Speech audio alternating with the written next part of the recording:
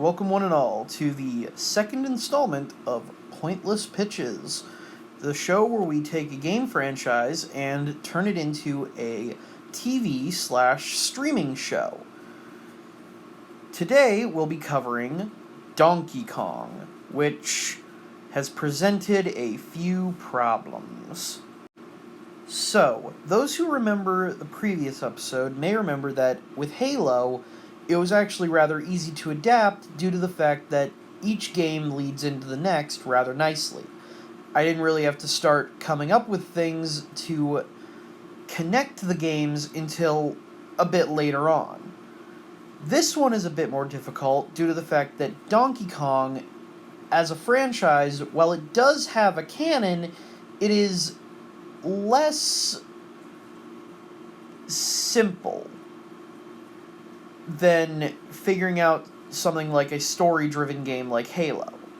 So instead of doing anything like that, we are going to be coming up with a premise based on the series, and I'll go over certain characterizations and stuff as we come to them. For starters, this is going to be a comedic series in the same vein as stuff like Phineas and Ferb, The Owl House, stuff like that. A comedic children's show with maybe a bit of action elements implemented. Second of all, I needed to think up a solid core theme that would help give the show an identity. And what else do you think of when you look at Donkey Kong? Then family. With how many members of this family there are. I think the total count for Donkey Kong family members was something like 32 last time I checked. So I thought on it for a while and figured out that the best bet for this would be something akin to a family business setup for giving us a solid set of characters, a core concept to work with, and just in general, the ability to create episodes and episode concepts. Leading off with our title character, Donkey Kong. I believe that making him a well-meaning guy who just likes to help out and winds up playing the straight man to most everybody else's more comedic personalities would work best here.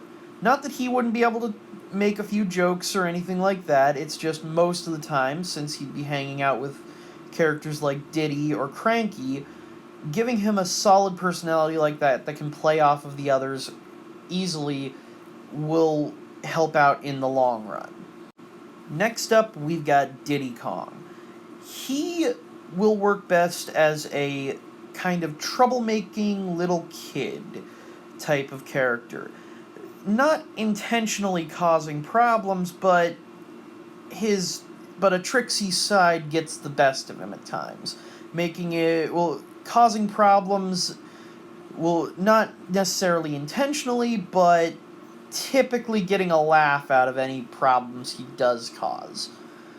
This will help balance off of Donkey Kong's more straight man personality well, and help give them a very nice dynamic. Next up, we've got Dixie.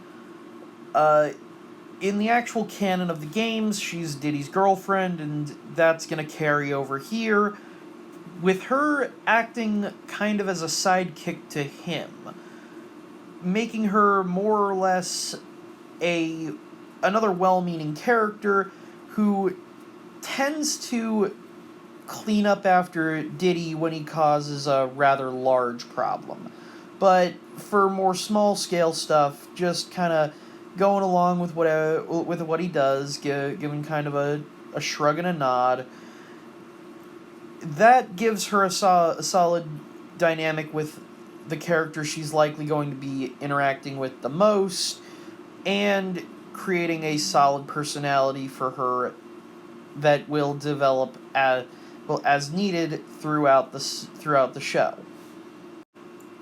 Next up, we have the oldest of the Kongs, Cranky Kong. And he's the character who really doesn't need that much work in this.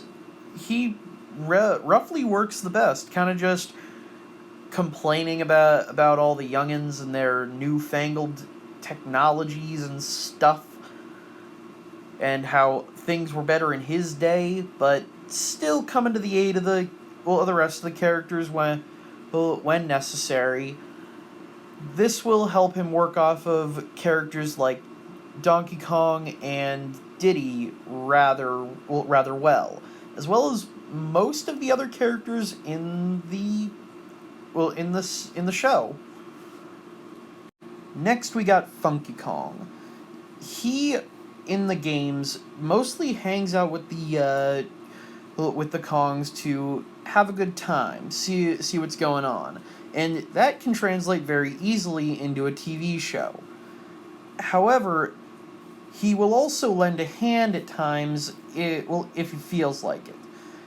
That's not necessarily all the time, but he helps out when he feels like he really needs to, or if he feels like he's gonna have a good time in the process. At the end of the day, Funky Kong is just kind of an adventure seeker. Next up, we got the final member of the main cast, Tiny Kong. I figure we might as well get at least one major representative from the 64 game, and why not Tiny? She works out actually rather well for a personality. Digging deep into the Donkey Kong 64 website tells us that Tiny Kong is actually the Kong's accountant.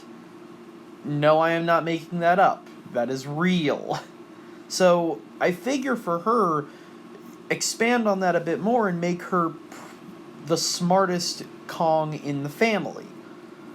Pretty much hanging around, being a lot smarter than even a lot of the adults, but also having kind of the Jimmy Neutron issue of she's incredibly smart, but emotionally immature, causing her to make problems for people because, well, she's just a kid and doesn't know any better. Now, I can't sit here and go through every single member of the Kong family who has ever appeared in the entire series of the games, but something that I can do is talk about a few extra Kongs that would relate well to other plots in the series, like either one-offs or just a specific type of plot, like a plot that relates to music, relating to Candy due to her love of music in the Donkey Kong 64, or how Swanky would have plots relating to, like, get-rich-quick schemes, always looking for another dollar to make. Any amount of money he has is more than he had before. Or more little kid-related plots going to Kitty, seeing as how he's literally a toddler. And stuff like that. That would help us expand out the roster of characters, and also with additional plots that could come up in the show. Next up, we have antagonists, and pulling these characters from the games themselves works out rather nicely.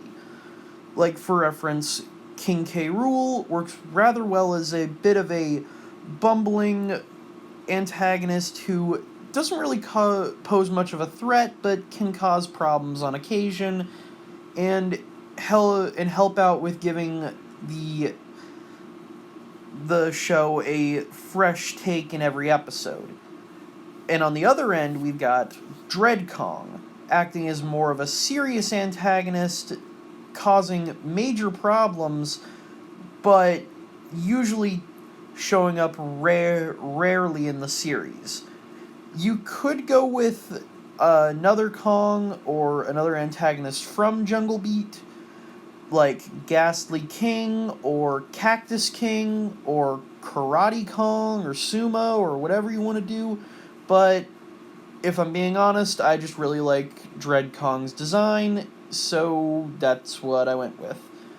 You could also have the Snowmads show up, or the Congo Bongo looking tiki head dudes from from Returns, but that's pretty much all we got.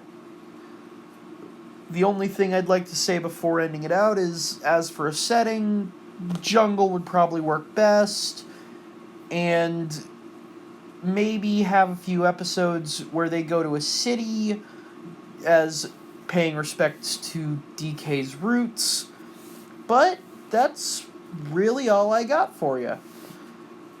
Thank you all for watching. If you have any ideas that you'd go with instead of what I went with, let me know in the comments down below. With all that said, y'all have a wonderful day, and I'll catch you on the flip side.